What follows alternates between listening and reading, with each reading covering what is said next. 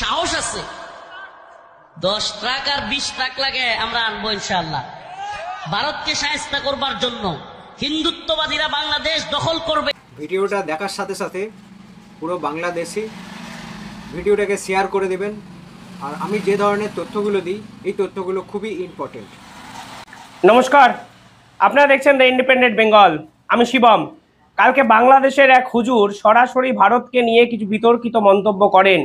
সেই ভিডিও যদি আপনারা দেখেন তাহলে দেখতে পাবেন ভারত এবং বাংলাদেশের এই সম্পর্ক যখন স্থিতিশীলতার দিকে এগোচ্ছে তখন খোদ এই রকমের হুজুরের এই ধরনের বক্তব্য নিঃসন্দেহে দুই দেশের যে সম্পর্ক তা কিন্তু আরও তলানিতে নিয়ে যাচ্ছে। আরও উল্লেখযোগ্য বিষয় কি জানেন, যখন এই রকম ছোট মার্কা এক হুজুর এরকম বক্তৃতা দিচ্ছিলেন তখন তার পাশে বসেছিলেন বাংলাদেশের বর্তমান সমন্বয়ক হাসনাত, এবং তিনি যে কথাগুলো বলেছিলেন তা কিন্তু আরও চমকে দেওয়ার মতো। আমি নিঃসন্দেহে তার কথা আপনাদেরকে বলবো, শোনাবো, কিন্তু তার আগে এই হুজুরের বক্তব্যটা শুনুন, যিনি সরাসরি ভারতকে হুমকি দিচ্ছেন এবং তিনি রীতিমতো উচ্ছ্বাস প্রকাশ করছেন কারণ জেল থেকে ছাড়া পেয়েছেন বাবর। কে এই বাবর? আমি নিঃসন্দেহে আপনাদেরকে সব ডিটেলে বলবো, এবং বাবরের এই মুক্তি দেওয়ার পিছনে মোহাম্মদ ইউনূসের আসল পরিকল্পনাটা বা কী সে নিয়েও কিন্তু আমি বিস্তারিত আলোচনা করব আজকের এই ভিডিওতে। ভিডিওটি শেষ অবধি দেখবেন।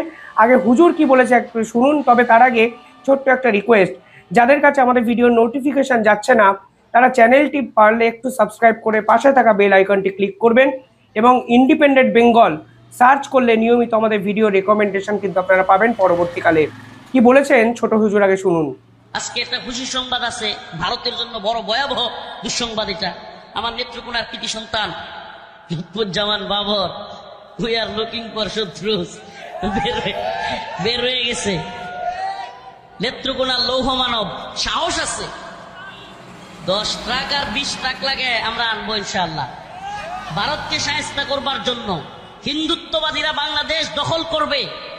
অর্থাৎ এই ব্যক্তি বলতে চেয়েছেন ভারতের জন্য দুঃসংবাদ, কারণ বাবর জেল থেকে ছাড়া পেয়েছে। সত্যি তো, মৃত্যুদণ্ডের আসামি যিনি কিনা মৃত্যুদণ্ডের সাজা ভোগ করছিলেন তাকে হঠাৎ করে জেল থেকে ছেড়ে দেওয়ার পিছনে ভারতবর্ষের ভুরু তো কুঁচকে যাবে, এটাই স্বাভাবিক। কারণ ইনি দোষী সাব্যস্ত হয়েছেন, এবং যে মামলায় দোষী সাব্যস্ত হয়েছেন সেই মামলায় সরাসরি ভারতের বিরুদ্ধে ষড়যন্ত্র করার এক অভিযোগ উঠেছিল। তিনি আবার বিএনপির সময়কাল অর্থাৎ 2001 থেকে 2006 এই সময়কার দেশের স্বরাষ্ট্রমন্ত্রী, অর্থাৎ বাংলাদেশের সুরক্ষার দায়িত্ব বাংলাদেশের মানুষ এই রকমের আসামির হাতে তুলে দিয়েছিলেন বাংলাদেশের সাধারণ জনগণ। আর তিনি স্বরাষ্ট্র প্রতিমন্ত্রী হয়ে ভারতের বিপক্ষে ষড়যন্ত্র করেছেন। শুধুমাত্র ভারতের বিপক্ষে বলা ভুল, খোদ বাংলাদেশের একাধিক ঘটনায় এমনটার নাম জড়িয়ে যায় যা রীতিমতো ভয়াবহ। এমনকি শেখ হাসিনার পিছনে তিনি সুপারিল দিয়েছিলেন বা শেখ হাসিনাকে হত্যার চেষ্টা করেছিলেন, এই অভিযোগও কিন্তু তার বিরুদ্ধে বিভিন্ন সময় ওঠে। 2004 সালের 21শে আগস্ট গ্রেনেড মামলায় তাকে কিন্তু গ্রেফতার করা হয়।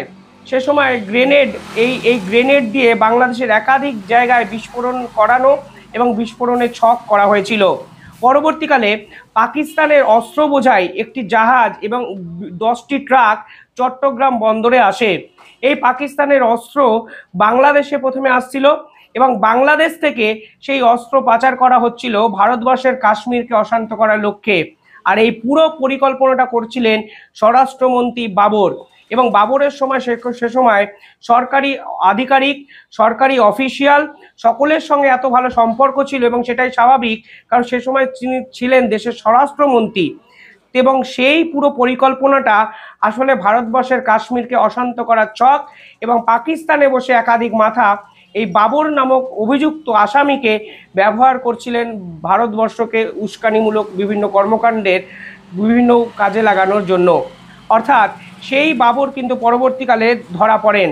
18ই মার্চ 2012 সালে তাকে অভিযুক্ত করা হয়। বাবরের সহযোগী হিসাবে আরও 30 জনের নাম কিন্তু সেই মামলায় ছিল।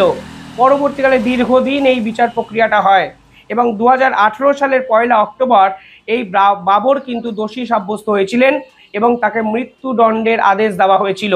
আর সেই বাবরের জেল থেকে ছাড়া পাওয়া রীতিমতো বাংলাদেশের এক শ্রেণীর নাগরিকের কাছে কার্যত উৎসব, এবং এই হুজুর যিনি কিনা ধর্মের নামে সাধারণ মানুষকে মিসগাইড করেন, দিনের পর দিন বাংলাদেশের সাধারণ জনগণ তরুণদের মাথা কার্যত মানে ব্রেন ওয়াশ করছেন, সেই হুজুর রীতিমতো উল্লাস প্রকাশ করে বলেছেন আজকে একটা খুশির সংবাদ, নেত্রকোনার যে রাজা সে জেল থেকে ছাড়া পেয়েছে এবং এই সংবাদ ভারতের জন্য অত্যন্ত ভয়াবহ দুঃসংবাদ। পরবর্তীকালে সেই ভিডিও যদি এক্সটেন্ড করেন, আমি দেখাতে পারলাম না পুরো ভিডিও, সেখানে তিনি বলেছেন কত লরি ট্রাক এবার আনতে হবে আনবো, ভারতকে ছেড়ে কথা বলবো না, এই ধরনের সরাসরি উস্কানিমূলক কথাবার্তা বলেছেন। অর্থাৎ সে সময় গ্রেনেড মামলায় এরকম 10 লরি ট্রাক আনার অভিযোগ বাবরের বিরুদ্ধে হয়েছিল, এখন ওরা বলছেন অস্ত্র ভর্তি আরও অনেক ট্রাক তারা আনতে পারেন। অর্থাৎ বুঝতেই পারছেন বাংলাদেশের এই সকল ধর্মগুরুর নামে ব্যবসা করা এই সকল মৌলবাদী চরিত্ররা দিনের পর দিন বাংলাদেশের যুব সমাজ তরুণদেরকে ব্রেন ওয়াশ করে যাচ্ছেন। আর এবার এদের টার্গেট কিন্তু ভারতবর্ষ, এবং ভারতবর্ষের এই রকম এই পরিস্থিতির পিছনে ফের একবার মোহাম্মদ ইউনূসের গভীর ষড়যন্ত্র আছে বলে সকলেই হয়তো বুঝতে পারছেন।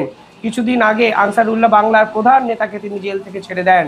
এই আনসারুল্লাহ বাংলার প্রধান নেতা জেল থেকে বেরিয়েই ভারতের 7 সিস্টার্স, মোদি, মমতা, বৃহত্তর বাংলা অনেক কিছু করে নেওয়ার হুমকি দিয়েছিলেন। আর কালকে তিনি বাবরকে ছেড়ে দিলেন। আর এই বাবরের মতো মৃত্যুদণ্ডে সাজাপ্রাপ্ত এরকম একটা ব্যক্তিকে জেল থেকে ছাড়া মানে রীতিমতো ভারতের উপর প্রেশার ক্রিয়েট করা। আর এই পুরো কথাটা যখন বলা হচ্ছে তখন তার পাশে বসে আছেন সমন্বয়ক হাসনাত। আমি সত্যিই জানি না তিনি কোন গুণে সমন্বয়ক হয়েছেন। সমন্বয়ক যদি আমি মানে মন্ত্রী পদে মর্যাদার কোনো পোস্ট ধরেও নিই, বিশ্বাস করুন এই ব্যক্তির মধ্যে কোনো রকম শিক্ষা নেই, দীক্ষা নেই, কোনো জ্ঞান নেই।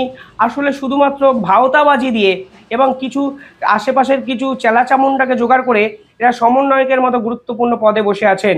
তিনি আবার একটি মন্তব্য করে বসেছেন। তিনি বলেছেন দেশের মাটিতে আওয়ামী লীগকে ব্যান করা হবে, না হলে আমি দেশ ছাড়ব।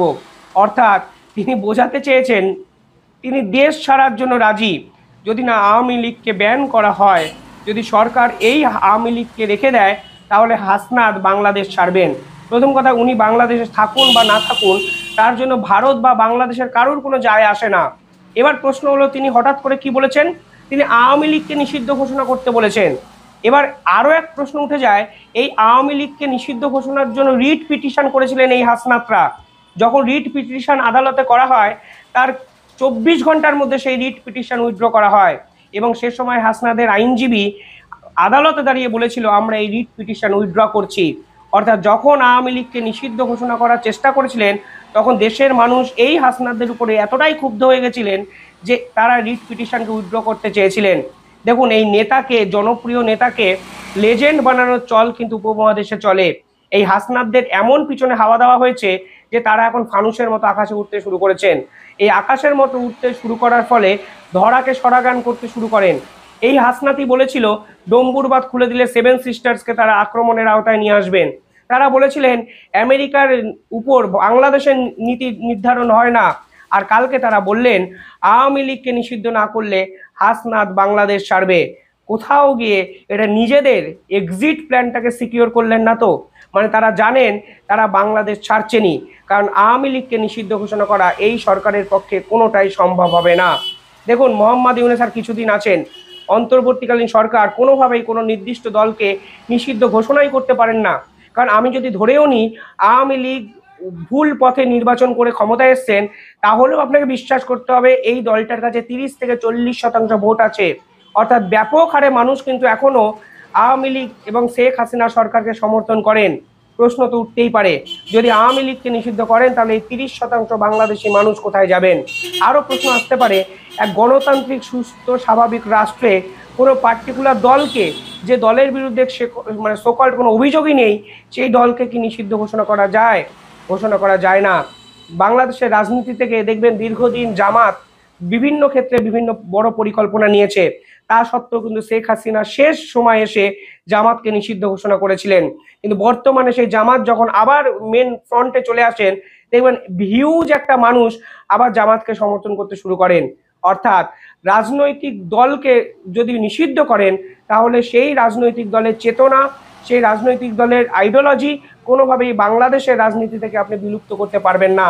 ঠিক সেখানেই হাসনাতের মতো এই পরিপক্কহীনতার অভাবে রাজনীতিবিদরা এসে এই ধরনের কথা বলা মানে আদতে নিজেদের সেফ এক্সিট প্ল্যানটাকে কিন্তু সিকিউর করা। আওয়ামী লীগকে যদি ব্যান না করেন তাহলে কি হাসনাত কালকে বাংলাদেশে ছাড়বেন? মানে তার যে চেলাচামুন্ডা তারা কোথায় যাবেন? অর্থাৎ এই হাসনাতরা তো সমাজে সংস্কার করতে এসেছিলেন, নতুন বাংলাদেশ করতে এসেছিলেন, বাংলাদেশকে নতুন স্বপ্ন দেখাতে শুরু করেছিলেন, কিন্তু হঠাৎ করে তারা ছাত্র আন্দোলনের নামে কিছু পথ পেয়ে ভারতকে হুমকি দিতে শুরু করেন, ডম্বুর বাঁধকে উড়িয়ে দেওয়ার একটা পরিকল্পনা করেন, এবং কালকে ছোট হুজুরকে পাশে দাঁড়িয়ে তিনি বলছেন তিনি বাংলাদেশ ছাড়তে রাজি আছেন যদি আওয়ামী লীগকে ব্যান করা না হয়। আর আওয়ামী লীগকে ব্যান করা হবে না তা কিন্তু বাংলাদেশের অন্যতম বিরোধী একটি দল বিএনপিও বলে দিয়েছেন। অর্থাৎ মোহাম্মদ ইউনূসের ভাড়ারে একটা বড় শূন্য। আর এই হাসনাতরা দিনের পর দিন যে মানুষকে ভুল বোঝাতে শুরু করেছেন, এখন এদের ফানুসটাও ফেটে গেছে বলে এরা আদতে বাংলাদেশ থেকে পালিয়ে বাঁচতে চাইছেন। আওয়ামী লীগকে ব্যান না করা হলে তিনি বাংলাদেশ ছাড়বেন, আমার মনে হয় এই রকম অপরিপক্ক বোধ এবং অদূরদর্শী রাজনীতিবিদ বাংলাদেশের ইতিহাসে না থাকাই ভালো। কালকে যখন ছোট হুজুর এই রকম হুমকি দিয়েছেন, তখন ভারতের পক্ষ থেকে ফের একটি প্রেস কনফারেন্স করা হয় এবং সেখানে ফের এই সকল মন্তব্য নিয়ে কঠোর সমালোচনা কিন্তু করেছেন ভারতের যিনি পররাষ্ট্র সচিব। তিনি পরিষ্কারভাবে বলেছেন ভারত এবং বাংলাদেশের মধ্যে সম্পর্ক ইতিবাচক আমরা করতে চেয়েছি, আমরা চেয়েছি দুপক্ষের মধ্যে যেন সম্পর্ক ভালো থাকে, এবং এটার জন্য আমরা ভারতে বাংলাদেশের হাই কমিশনকে ডেকেছিলাম এবং আমরা আমাদের অবস্থান পরিষ্কার বলে দিয়েছি। আমরা সীমান্তে বেড়া দিতে চাই এবং বাংলাদেশ যে পয়েন্টগুলো অ্যারাইজ করেছে প্রত্যেকটা যথাযথ যুক্তি বাংলাদেশকে বুঝিয়ে দেওয়া হয়েছে। পরবর্তীকালে তিনি বলেন আন্তঃসীমান্ত অপরাধমূলক কর্মকাণ্ড, চোরাচালান, সীমান্তে আলো স্থাপন, সীমান্তে সুরক্ষার বেড়া এবং প্রযুক্তিগত ডিভাইস স্থাপনের মাধ্যমে ভারত এবং বাংলাদেশের বহু অপরাধ আমরা বন্ধ করতে চাই। পরবর্তীকালে আরও তিনি বলেন ভারত এবং বাংলাদেশের সম্পর্কে আমাদের অবস্থান বেশ কয়েকবার স্পষ্টভাবে তুলে ধরা হয়েছে। আমরা ঢাকাতে গিয়েও বলেছি আমরা চাই ভারত এবং বাংলাদেশের সাধারণ মানুষ ভালো থাকুক এবং একটি ইতিবাচক দৃষ্টি তারা দেখাক। পরবর্তীকালে তিনি বিভিন্ন কথা নিয়ে বিভিন্ন সমালোচনা করেন। আর যখন ভারতের পক্ষ থেকে এই ধরনের পাল্টা যুক্তি মোহাম্মদ ইউনূসকে দেওয়া হচ্ছে, তখন ছোট হুজুর বলছেন ভারতবর্ষকে গ্রেনেড দিয়ে ফের উড়িয়ে দেওয়া হবে। সত্যি অবাক লাগে, এই বাংলাদেশ কাজী নজরুল ইসলামের বাংলাদেশ, এই বাংলাদেশ আন্তর্জাতিক স্তরে গৌরবের বাংলাদেশ, কিন্তু বর্তমানে বাংলাদেশের শেষ 3 মাসে এমন কি বদলালো যার জন্য বাংলাদেশিরা গর্ব করতে পারেন, সেই প্রশ্ন কিন্তু আমি রেখে গেলাম। পাশাপাশি ছোট হুজুর এবং হাসনাতের এই ধরনের বক্তব্য আপনারা কিভাবে দেখছেন কমেন্টে জানাবেন। নিঃসন্দেহে লজ্জাজনক এবং নিঃসন্দেহে প্রতিবাদযোগ্য এক বক্তব্য। ধর্মের নামে যারা রাজনীতি করছেন তাদেরকে ইমিডিয়েটলি বাংলাদেশের মানুষের বয়কট করা উচিত বলে আমার মনে হয়। আপনারা কি ভাবছেন জানাবেন।